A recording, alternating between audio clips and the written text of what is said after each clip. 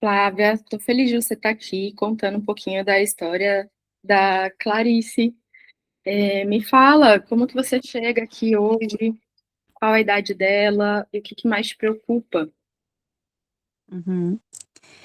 Oi, Jéssica. Primeiramente, muito obrigada, por me acolher, principalmente desde a nossa primeira conversa.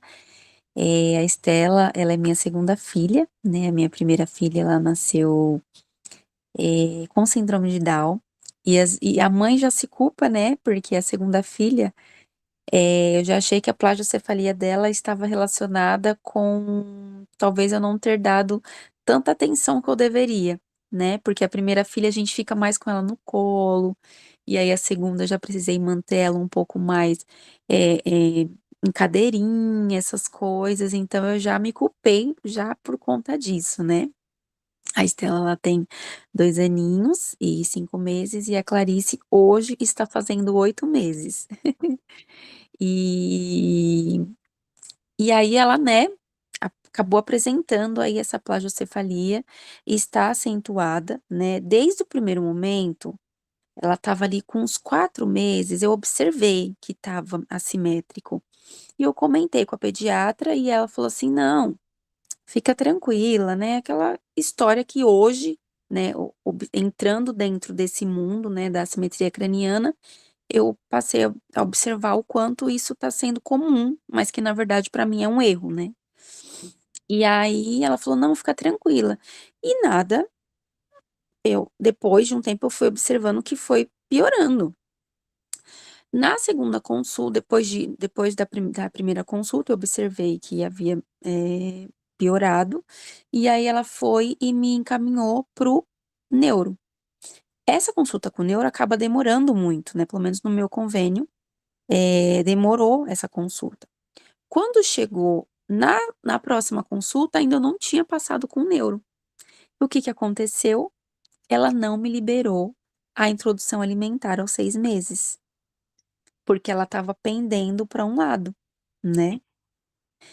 E aí, ela sentava, mas ficava pendendo, assim, para um ladinho. E ela não queria me encaminhar para fisioterapia, e eu já faço fisioterapia no centro de desenvolvimento do meu convênio com a Estela. E aí a fisio tinha comentado: "Não, você vai, você pede pra fazer, fala que você já vem aqui semana ou 2 vezes na semana pra eles te encaminharem". E ela não queria me encaminhar pra fisioterapia. Eu falei assim: "Ah, tá, você não quer liberar a minha introdução alimentar da minha filha e você não quer me encaminhar para o fisioterapeuta". Eu bati o pé, e aí ela me encaminhou pra fisioterapia. E aí começou a minha saga, né, porque aí eu fui pra fisioterapia, aí eu tive acesso a todas as informações, e aí eu tive a informação que estava uma plagiocefalia severa, e aí eu já tive todo aquele boom, né, que aí começou o meu desespero de informações. A Esther ela teve, mas a dela foi mais leve, que acabou amenizando naturalmente mesmo. Agora a da Clarice tá bem mais acentuada, sabe? E como é que foi seu parto, a gestação? A Você tem gestação foi alguma questão uterina prévia que você conheça? Não, não tive não, ela nasceu de 38 semanas e 5 dias, foi cesárea agendada, Uhum. por preferência, né, que eu quis a cesárea, e foi tudo bem, ela não teve nenhuma alteração, nada.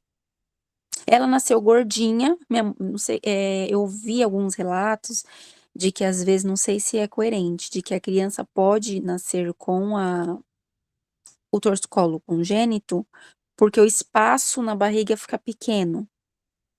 É Isso. real isso?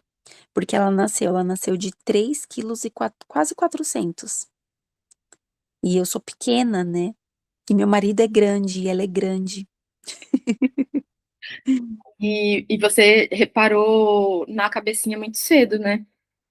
Foi, eu até, né, não fui tão ruim, tão mãe ruim de segunda viagem assim.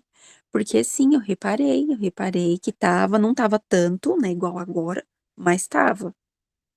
E você reparou também nos movimentos, uma simetria de movimento, uma preferência de lado? Total, total. Ela sempre teve preferência para o lado direito, sempre. Nas fotos, ela tá sempre assim, pendendo para um lado, sabe?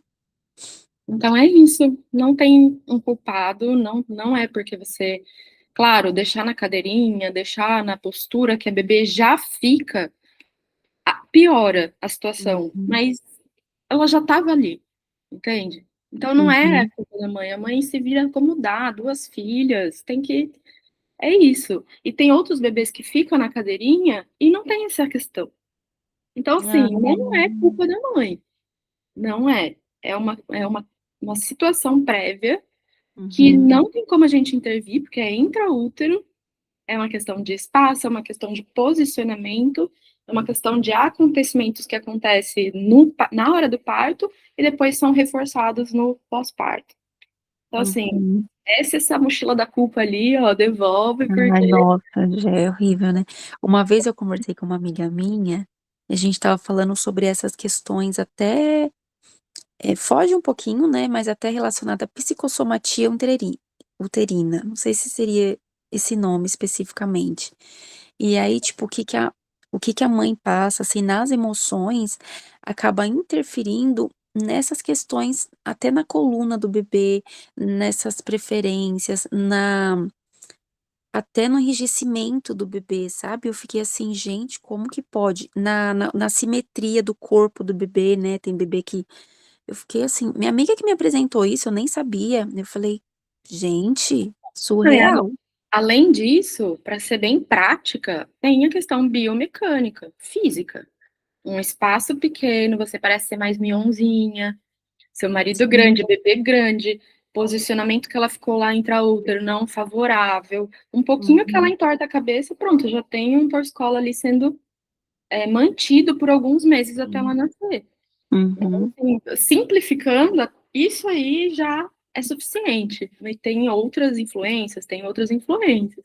E assim sim. como o próprio torcicolo e a simetria que vem a simetria posicional vem basicamente decorrente desse torcicolo, na maior parte das vezes, eles são multifatoriais.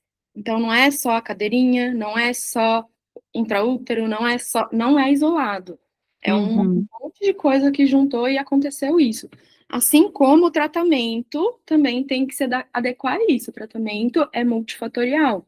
uhum, Então, ele vai desde da triagem médica, que deveria acontecer, que é a nossa briga de hoje, né? Atualizar os pediatras. Sei que existem excelentes pediatras que cuidam de doenças, que é o papel deles, né? De uhum, vacina, de introdução alimentar, mas eles sozinhos, eles não dão conta, porque na introdução alimentar precisa da nutro infantil, na hora da fala, da diversidade de desenvolvimento, precisa da fono.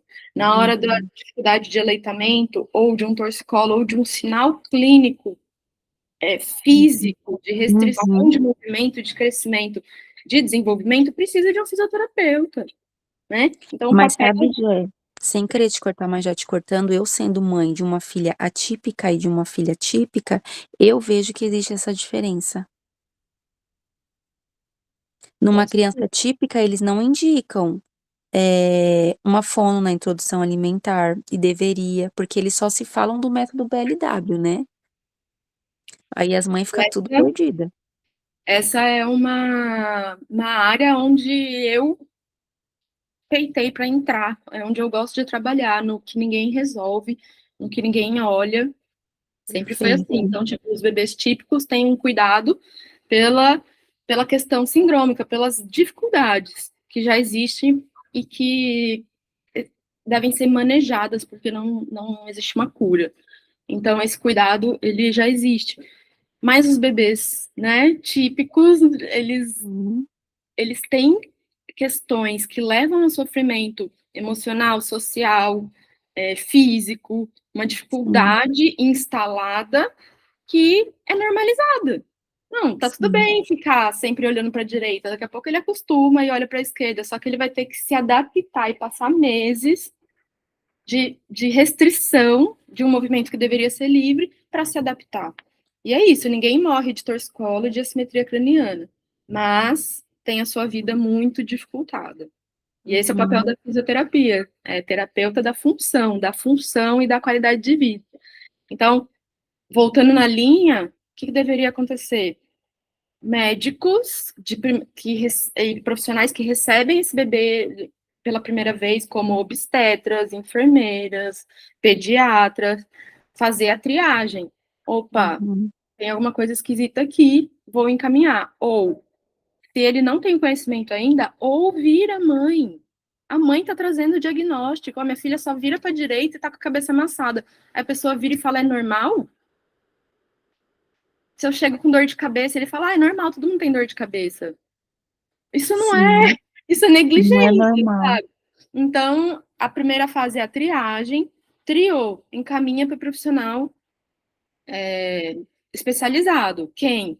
Neuropediatra que trabalha com assimetrias cranianas, que não são todos os neuros, e fisioterapeutas que trabalham com assimetrias cranianas na pediatria. Por quê? Porque eu vou ter um diagnóstico diferencial do médico, exames de imagem, o físio também pede, mas por que que vai para o neuro? Para descartar a cranistenose. Se a sutura craniana estiver fechada e isso estiver causando assimetria craniana, o tratamento deles é cirúrgico. Uhum. Se não é cranistenose, é posicional, né? Que eu não gosto dessa palavra porque é multifatorial, na verdade. Aí o tratamento é com fisioterapeuta. E esse Uhum. tratamento daí pode ser não, deve ser terapia manual para liberar essas tensões e essas questões corporais do bebê, junto com terapia de movimento, que é fazer devolver a harmonia do movimento e ensinar esse bebê uma nova forma de se movimentar, porque ele só aprendeu a parte que ele está preso ali, adaptado. Uhum. Por isso que quanto antes chegar, melhor, porque ele ainda não vai ter passado por muitas adaptações, Uhum. né?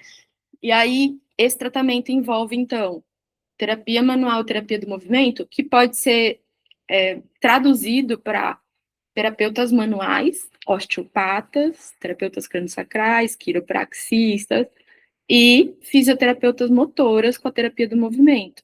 Mas também pode ser traduzido para pessoas com dupla formação como eu, que é osteopata e fisioterapeuta e faz o tratamento não só, assim como é o método Abracinho, que traz recursos manuais e recursos de movimento para a mãe fazer em casa essa intervenção junto com a manutenção.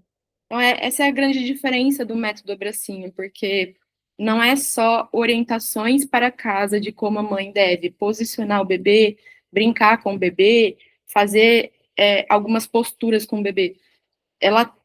Eu coloquei dentro desse programa uma forma de também não só manter os resultados da fisioterapia da osteopatia, mas de intervir junto, que são as massagens do bracinho. Então, essas massagens que eu desenvolvi especialmente para resolução de assimetria e torcicolo, não é massagem relaxante, não é aleatória, ela tem por trás um conhecimento que vai me ajudar a acelerar esse processo de resolução de assimetrias e torcicolo, porque eu sei onde estão os bloqueios, eu estudei onde estão os mecanismos que formam a assimetria, e é aí que eu desenvolvi essa massagem para me ajudar nesse processo. Por isso que a gente tem tanto resultado, que a gente Uhum. apresenta lá no Instagram, no YouTube. E aí essas massagens, elas são simples, muito tranquilas de aplicar, porém direcionadas para resolver. E Uhum. também seguras para uma pessoa leiga, né, uma mãe que não é fisioterapeuta, aplicar sem machucar o bebê, sem prejudicar, sem ter medo. Uhum. Foi assim, eu atendo bebês desde 2018, com assimetrias cranianas. E o programa e os teleatendimentos começaram em 2020, na pandemia. Eu fui repetindo algumas coisas. Eu falei, eu vou gravar para já acelerar. E isso foi se Incrível. tornando um programa com aulas gravadas e também aulas ao vivo para tirar dúvidas comigo, direto comigo. O grupo de mães, uma apoia a outra, todas as mães vê que não estão sozinhas no processo, que todas elas passaram por esse erro de triagem, no pediatra por essa falta de encaminhamento precoce, por essa culpa de que, ai, por que que eu não sabia disso antes? E Uhum. por essa dificuldade de encontrar profissionais capacitados na sua cidade, todas elas a mesma história, né? E essa dificuldade de encontrar pessoas que trabalham exclusivamente com pediatria, com torcicolos, que não manejam alongamento, né? Um tratamento além do alongamento, e assimetrias cranianas, é uma dificuldade universal, porque tem mães no programa de áreas rurais, do interior, do interior, do Olha, interior, tenho de grandes capitais que encontraram péssimos profissionais e tiveram uma não evolução do caso do bebê. Mães internacionais estão da Austrália, da Europa, dos Estados Unidos, agora está vindo muito da Turquia, da Índia.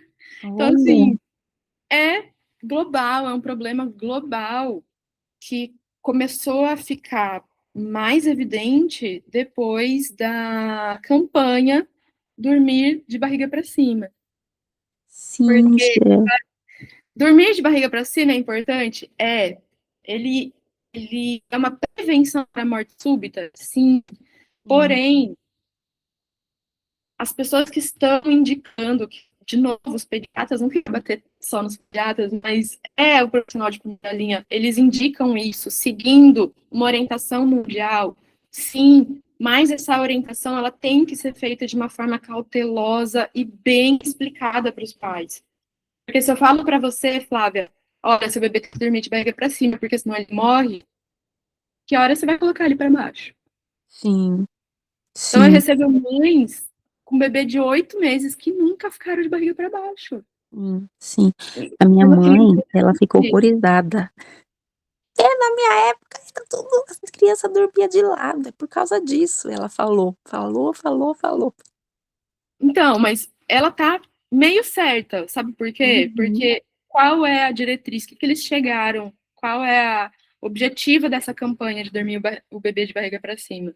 No sono da noite, a casa tá dormindo, não tem ninguém sim, olhando o bebê. Deixa ele dormir de barriga para cima, sem nada no berço, de forma segura, para prevenir morte súbita. Tá sim. tudo bem, só que ele vai dormir o quê? 8, 12 horas.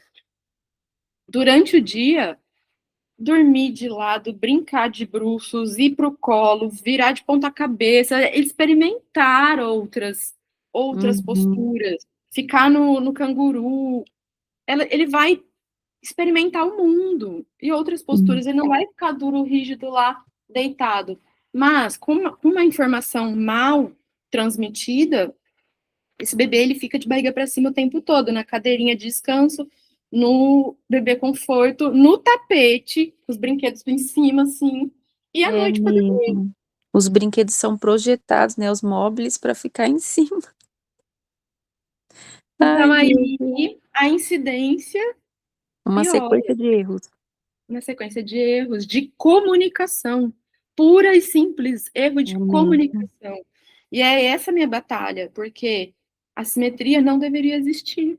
Se a gente prevenir, E se a gente aumentou muito, né, conversar, por isso. né? E agora, ok, mas agora ela existe. O que que a gente faz? A gente reverte, porque não é uma doença crônica, não é algo genético, não é algo que é esperado para o bebê. Então a gente tem recursos para reverter isso. É uma condição Uhum, ortopédica. Se a gente quebra um braço e consegue reverter, por que que não reverte uma simetria?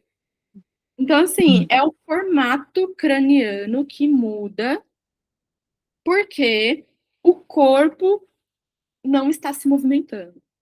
Então, a cabeça é só a resposta da falta de movimento corporal. E você já viu, só para o lado direito, só para o lado direito, só para o lado direito. O que, que fica embaixo? O lado direito. O que, que é massa? O lado direito. É. Entende? E a físio comentou, né, ela e assim, pra brincar, ela tá virando bem para os 2 lados, sabe, Gé. Só que ela ainda, quando dorme, ainda tem a preferência desse lado. E aí a físio comentou que pode estar relacionado, porque a própria cabecinha, como já tá amassada, né, ela já automaticamente, opa, ela já se encaixa na onde tá ali Exato. o Aí amassado. começam três fatores, na verdade, né? Quando a gente começa a intervir, a primeira coisa que muda é o movimento. Então a gente começa a liberar, tirar o obstáculo, o que estava lá duro, rígido, sai, o bebê começa a ter um movimento ativo. Isso é muito bom, porque o próprio movimento ativo ele ajuda a soltar mais ainda as estruturas. Uhum. Então é a hora que a mãe fala, ele já vira para os dois lados, não tem mais torcicolo, mas ainda tá com a cabeça achatada. Aí eu respiro fundo, vou explicar para ela que se ainda está com a cabeça achatada, ainda tem Ainda tem torcicolo. torcicolo. Porque ou é residual, é mínimo, não aparece todo o tempo, e é pequeno o suficiente para o bebê vencer voluntariamente. Então, assim, eu ainda tenho um pouquinho de torcicolo, mas eu consigo, se eu quero virar, eu consigo. Eu passo esse obstáculo facilmente, mas ele tá lá ainda. Uhum. E a segunda questão é, mesmo se não tenha realmente torcicolo, tem um movimento ativo, mas ainda tem a falta de aprendizado do movimento, então ela já se adaptou. Mesmo que ela consiga virar até o máximo, ela não vai virar porque ela só sabe virar até aqui. Então eu preciso reprogramar o movimento. E a terceira coisa é exatamente isso que você falou. Eu já tenho um achatado muito forte atrás. Então ele vira uma cuia. Ele vira um calço. Que a hora que o bebê tá livre aqui, porque tá redondinho, a hora que cai no reto, ela não consegue voltar do reto. Né? E é por isso que o reposicionamento, e até em alguns casos muito severos, muito bem indicados, alguns tipos de travesseiro pode ajudar nessa questão dessa, Uhum. dessa cuia. Mas raramente a gente indica, tá? É só Tá.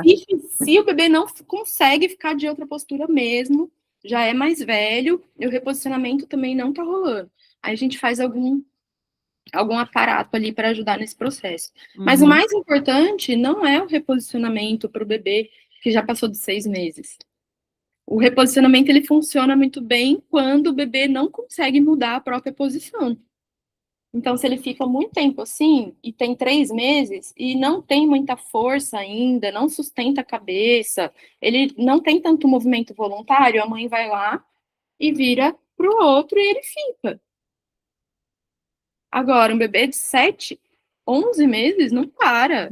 É. E aí a mãe fica perdendo sono à noite Não, para você não sabe o que eu reposicionar fiz. e o negócio não funciona, e aí é culpa da mãe que não deu É. certo.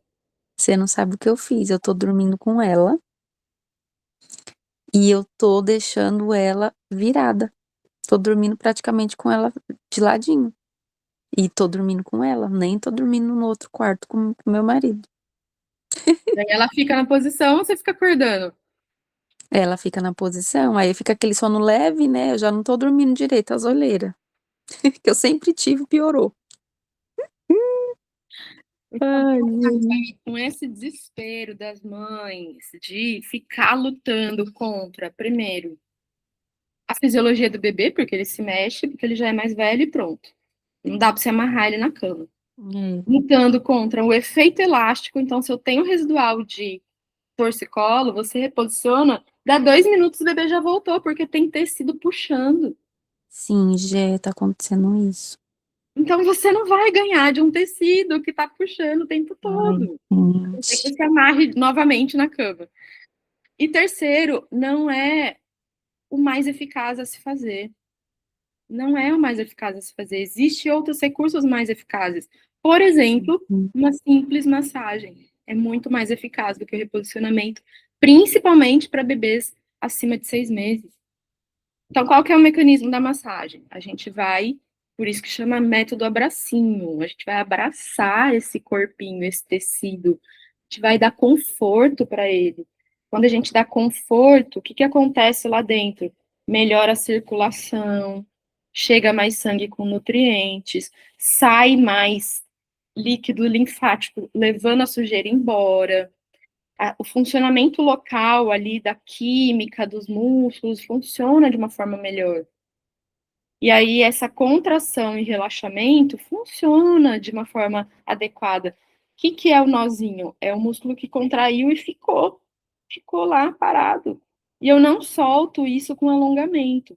Algumas pessoas acham que é alongando o músculo. Não, o alongamento, ele serve para, se é feito da forma certa, liberar fáscia, que é aquelas pelinhas que recobrem o músculo, ou para rasgar o músculo intencionalmente. Porque quando eu rasgo o músculo, outras pecinhas que formam músculos vão ser depositadas aqui, e eu estou fortalecendo esse músculo no comprimento dele.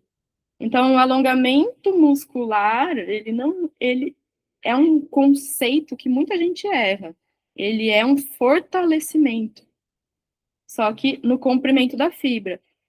A academia é também um fortalecimento, porque ela rompe as fibras, só que no gordinho, ela vai aumentando o volume. Então, são dois tipos de fortalecimento muscular. E a gente não quer fazer fortalecimento muscular passivo num bebê, porque rasgar fibras de um bebezinho, que na maioria do seu corpo é colágeno, vai enrijecer esse bebê.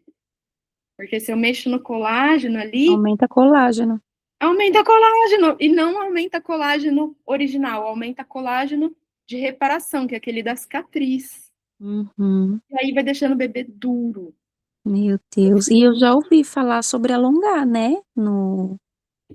Na E torcicolo é também. recomendação internacional fazer esse alongamento e ensinar os pais a fazer esse alongamento. Só que existe um perigo aí, porque não é rasgar o bebê e fazer ele sofrer e chorar. É Uhum, simplesmente ajudar ele a finalizar a posição. E aí eu tô uhum, trabalhando na fáscia. É leve, é gostoso, não é para o bebê chorar. Mas ainda tem profissionais ensinando e fazendo alongamentos que machucam. E aí vai causar essa cicatriz. uhum, E a dose para isso também é muito sutil. A pessoa tem que ter um treinamento, tem que ter vivência disso, tem que ter mão. Então, para mim, é muito mais seguro eu passar para as mães fazer a massagem onde eu abraço e dou conforto do que alongar e ela errar e o bebê chorar. uhum. E bebês que estão muito travados, tem mães que tentam fazer alongamento e param de fazer em casa porque não aguenta ver o bebê chorar, berrar de dor, porque o bebê só sente dor. Então não é seguro. É recomendado? Porque na falta de fazer nada, né? Uhum, Mas tem que ter esse cuidado de novo na comunicação, no ensinamento, na orientação domiciliar. Só que eu, Jéssica, encontrei um recurso mais qualificado para os meus pacientinhos, para as minhas mães do bracinho. E agora a gente vai entrar numa fase de comprovar cientificamente isso, né? De fazer uma pesquisa mesmo para mostrar para o mundo isso. O método, a ciência baseada em evidências, ela é construída assim, né? Primeiro a gente tem uma pergunta: será que funciona? Aí a gente testa na clínica e vê que tem resultados. Depois fala, será que esse resultado realmente veio disso? E aí entra a pesquisa. Então eu tenho a os estudos de expertise, casos, né, Gé? a expertise do profissional que está aplicando, as evidências clínicas que eu estou vendo, e aí a ciência vai pesquisar para entender se existe essa correlação. Então a gente tem que começar a estudar essas coisas e propor mudanças, Perfeito. né? E não existe, né? Só tem você, né, que faz assim, que entrega. Para as Inclusive, eu mães do comentei com jeito. a Písio e ela falou que te conhece, que ela é louca para fazer seu curso. Ai, vai ser um prazer receber ela. Fala para ela vir É, falar comigo. ela já fez orçamento. Eu sou pioneira nessa questão de trazer uma não só uma orientação de manutenção em casa, mas uma intervenção real para as mães fazerem em casa, né? Então, existem outros profissionais? Existe uma diretriz para todo mundo fazer isso? Existe, né? Fisioterapia, osteopatia, família em casa orientada para ajudar nesse processo, mas formatado num programa com passo a passo, com 3 fases, fases de construção, de acabamento, de manutenção, com essa intervenção dessas massagens, só tem eu, porque eu que desenvolvi. Perfeito. Mas graças a Deus a gente está formando outros profissionais para dar continuidade presencial com o método Abracinho. A gente tem muitas mães, já mais de 1.100 mães passando aí pelo programa com resultados. E não é uma metodologia exclusiva para, só tem que fazer isso. É só o método Abracinho que funciona. Não, ele é mais um recurso. Lembra que é multifatorial? Sim. Então, o recurso, o bebê, ele vai precisar de algumas ferramentas, alguns recursos a depender da idade e da gravidade da simetria. Porque a gente tem um tempo, o vilão aqui é o tempo. Então, quando a gente tem bastante tempo, eu posso começar com poucos recursos e ir aumentando se houver necessidade. Se a gente não tem tempo, ou seja, já está próximo dos 2 anos, o que acontece com 2 anos? A cabeça do bebê já cresceu o suficiente. Ela não vai ter tanta A famosa acomodação moleira, né? mais. Já fecha tudo, já está dura. Então, a É. modificação vai ser não vai acontecer tão evidentemente quanto um bebê de 2 meses, que a maioria da sua cabeça é cartilagem. E Uhum. aí, então, a primeira orientação para todos os bebês, independente da idade e da severidade, é a orientação para casa, é a mudança de rotina, de ambiente e de consciência de quem maneja esse bebê, dos pais, dos avós, dos cuidadores, né? Então, é a primeira coisa, porque não adianta ficar 1 hora no meu consultório cuidando da sua bebê, você chegar em casa e deixar ela 24 horas na cadeirinha. Sim. Não vai adiantar. Então, a primeira intervenção é em casa. E é onde entra o método Abracinho, a primeira intervenção. É a que Uhum. pode evitar todas as outras. E é por isso que tem mães que só com o Abracinho tem resultado. Porque chegou no momento certo, na idade certa, e começou rápido.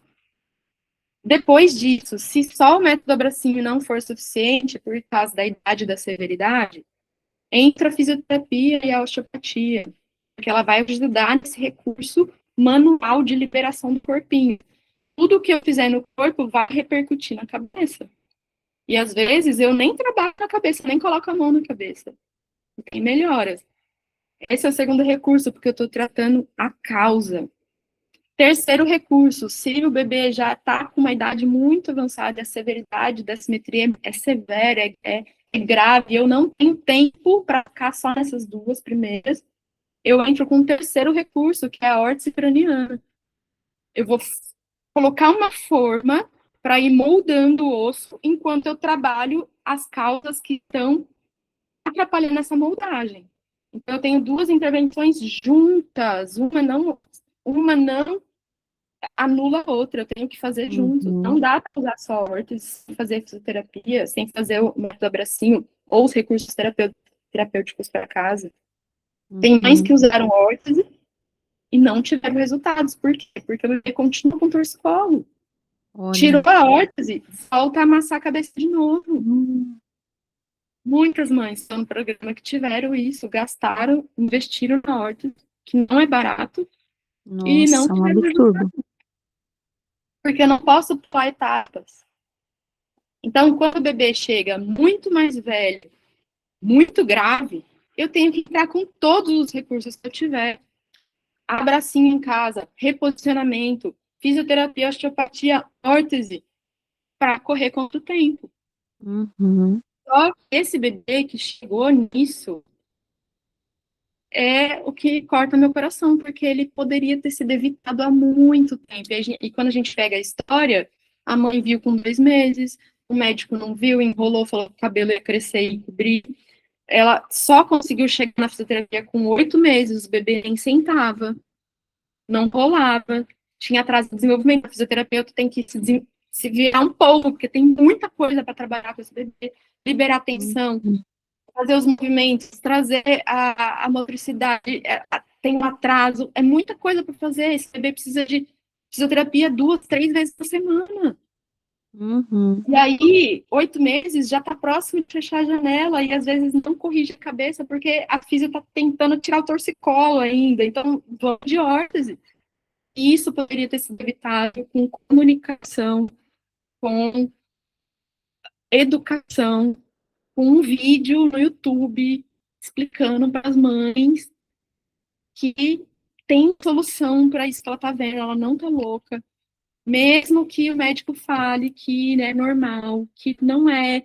Existe um congresso internacional falando sobre isso, existe diretrizes internacionais falando sobre isso, existe neuropediatras, fisioterapeutas trabalhando exclusivamente só com isso, como pode ser normal. É. E coitada das mães, né? Que cai tudo no seu colo. Meu Ah, Deus, é porque sim, você que não funcionou, você que não levou antes para física, você que. E não é culpa de você. É sim. culpa de um sistema que não está preparando os médicos para isso, de um sistema que depende do médico para encaminhamentos, os convênios exigem isso, que é péssimo, porque fisioterapeuta é profissional de primeira linha, você pode chegar em mim sem encaminhamento que eu vou te atender. Eu Então, posso pedir menina, exame de imagem, eu posso encaminhar para neuro. nossa, dá uma. Olha, Vé, essas burocracia de convênio me deixa louca. Louca, louca, louca. Então, Nossa, ó, você já entendeu o que você vai fazer, né, Flávio? Você vai entrar no método e começar com os 3 pilares: massagem, posicionamentos inteligentes, que é muito além do reposicionamento, e as brincadeiras, que não são brincadeiras aleatórias do desenvolvimento, elas fazem parte do desenvolvimento, mas são brincadeiras que vão gerar movimentos que melhoram a simetria da escola. Nesses 3 pilares incrível. simples, você vai aplicando todos os dias um pouquinho.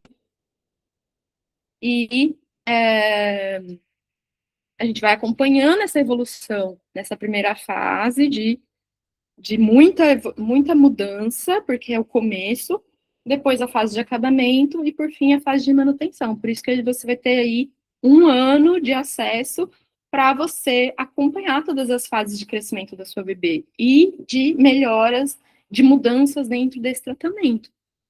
Nós vamos nos Uhum. ver uma vez por mês, toda última quarta-feira do mês temos o grupo tirando dúvidas na Baby Análise e todas as aulas gravadas ali, que você vai assistir, aplicar, assistir, aplicar, assistir, aplicar. E não pode pular, hein? Tem que ver Não, todas na sequência, bem bonitinha aqui. não, adoro. Dúvidas estão todas lá. E será que eu estou aplicando certo? Tem aula.